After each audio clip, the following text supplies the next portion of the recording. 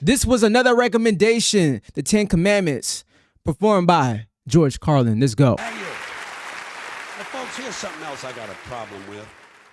The 10 Commandments. Oh. Here's my problem. Why are there 10? You don't need 10. I think the list of commandments was deliberately and artificially inflated to get it up to 10. It's a padded list. Here's what they did. About 5,000 years ago, a bunch of religious and political hustlers got together to try to figure out how to control people, how to keep them in line. They knew people were basically stupid and would believe anything they were told, so they announced that God had given them some commandments. Up on a mountain, when no one was around, God had given them the 10 Commandments. Uh-oh. Uh-oh. Uh-oh. This guy, the way he uses his philosophy in ways, I don't think he tries to poke fun at religion. I think he was just trying to question as everything, you know, try to see things in different views and try to get better understanding, and also challenge people to think, you know, beyond. And if you get defended, then fair enough. But I think he points his job at stirring some emotions to get people's attention to think about things. You know, I think that's what he wanted to do. But let me just ask keep going. you this. When they were sitting around making this shit up, why did they pick 10? Why 10? Why not 9 or 11? I'll tell you why. Because 10 sounds official. 10 sounds important. They knew if it was 11, people wouldn't take it seriously. So are you kidding me? The 11 commandments? Get the fuck out of here. That's facts. 10. That sounds official. Everything. Top 10, top 5, top 10, top 10. You know what I'm saying? Like you never will hear top 11, right? You never hear that. 10. 10 sounds important. 10 is the basis for the decimal system. It's a decade. It's a psychologically satisfying number. The top 10, the 10 most wanted, the 10 best dressed. So having 10 commandments was really a marketing decision. To me, whoa! It's clearly a bullshit list. It's a political document artificially inflated to sell better. I'm going to show you how you could reduce the number of commandments and come up with a list that's a little more workable and logical. Okay. We're going to start with the first 3, and I'll use the Roman Catholic version because those are the ones I was taught as a little boy. I am the Lord thy God. Thou shalt not have strange gods before me. Thou shalt not take the name of the Lord thy God in vain. Thou shalt keep holy the Sabbath. Right off the bat, the first 3, pure bullshit. Sabbath day, Lord's name, strange gods. Spooky language.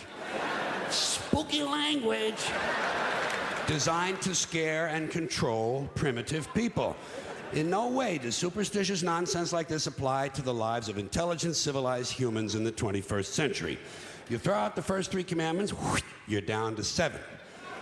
Next, honor thy father and mother. Obedience, respect for authority. Just another name for controlling people. The truth is, obedience and respect should not be automatic. They should be earned. They should be based on the parent's performance. Parent's performance.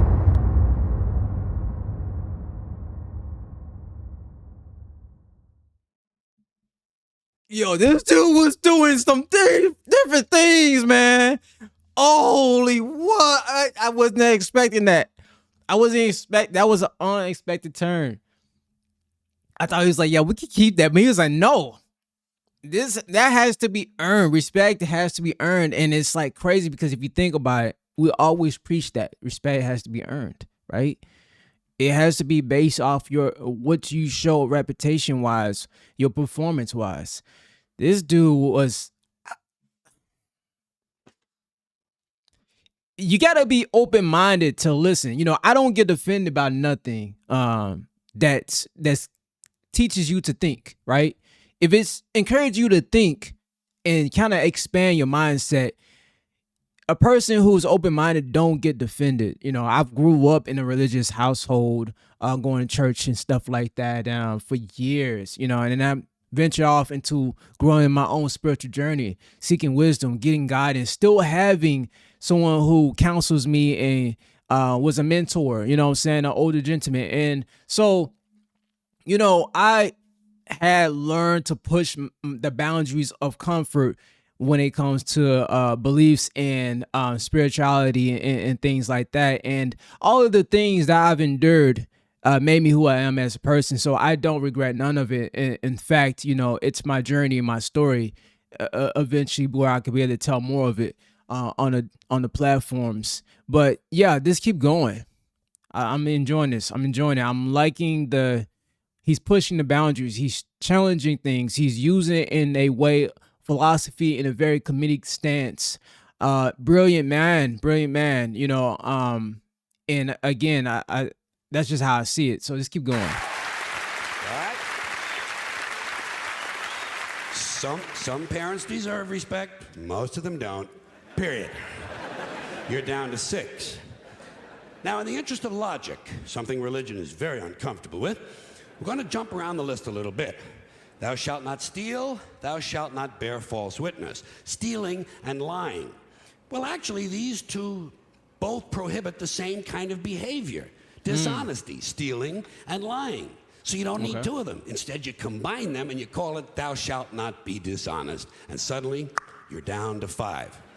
And as long as we're combining, I have 2 others that belong together. Thou shalt not commit adultery. Thou shalt not covet thy neighbor's wife.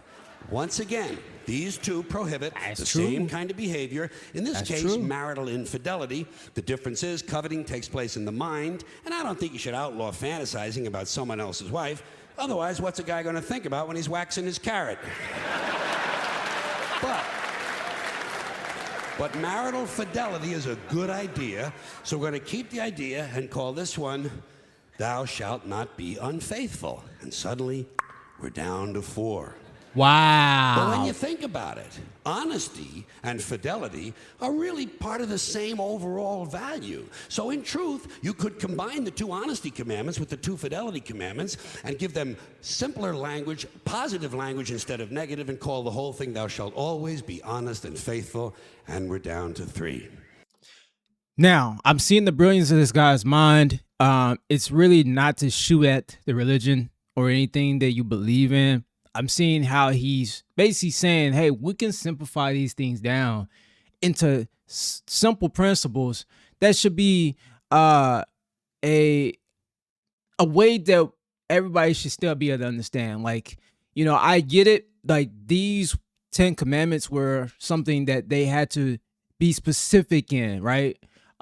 Just because you're drawing the line of what to do right and what to do not to do wrong, and I think the way how he saw it was a challenge of saying, hey, let me see if I can simplify these down, because we could really make these less complicated than it is, and that you can live a good, abundant life, less sinful, less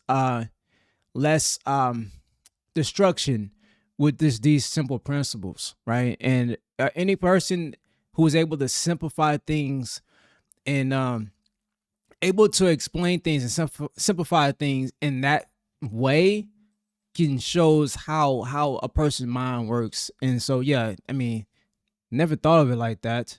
It's pretty good. Thou shalt, they're going away fast. Thou shalt not covet thy neighbor's goods. This one is just plain fucking stupid.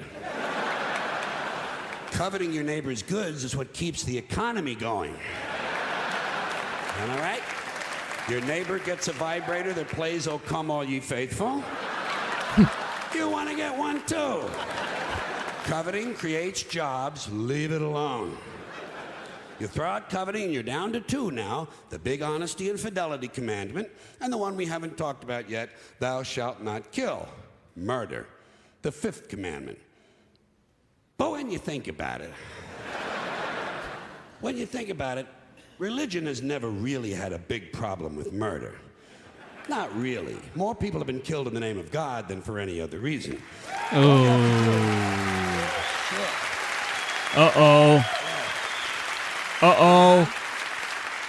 All you have to do is look at Northern Ireland, the Middle East, Kashmir, the Inquisition, the Crusades, and the World Trade Center to see how seriously the religious folks take thou shalt not kill. The more devout they are, the more they see murder as being negotiable. It's negotiable. You know? Yeah. It depends. Wow. Why when he hits you in the dagger right there, you know, he make you feel it. He's speaking some truth, guys. He is. He's just calling out, you know, the hypocrisy. You know, he's calling out certain things, and he's not a perfect man himself, right? But it's true. You know, you gotta look at like these things that he's saying. It has some truth in it. It depends on who's doing the killing and who's getting killed. So, with all of this in mind, I leave you with my revised list of the 2 commandments. Thou shalt always be honest and faithful to the provider of thy nookie. And thou shalt try real hard not to kill anyone. Unless, of course, they pray to a different invisible man from the one you pray to. Oh. 2 is all you need. Moses could have carried him down the hill in his fucking pocket.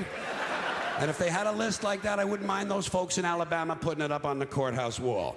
As long as they included one additional commandment, thou shalt keep thy religion to thyself. That was a powerful punchline right there. Thou shalt keep thy religion to thyself, right? Respect people's, you know, beliefs. I love, it was a beautiful wrap up as far as with that, because it's like, you know, again, you know, we can all poke at someone's beliefs, religion, or, you know, how they see things in life. But I think if you really want to be at peace in the world, as long as you respect people and treat others how you would want to be treated, then that's all you have to worry about, is just be respectful, be honest. And if you simplify to those things, this world will be way better than it is. We got too many rules that we go by, and not enough of them be followed. And we have too many rules that are created just for people to fight and argue about what's right and what's wrong. So yeah, this was amazing, man. Thank you guys for putting me on. If you want to see more of this, hit that subscribe button. See you in the next one. Peace.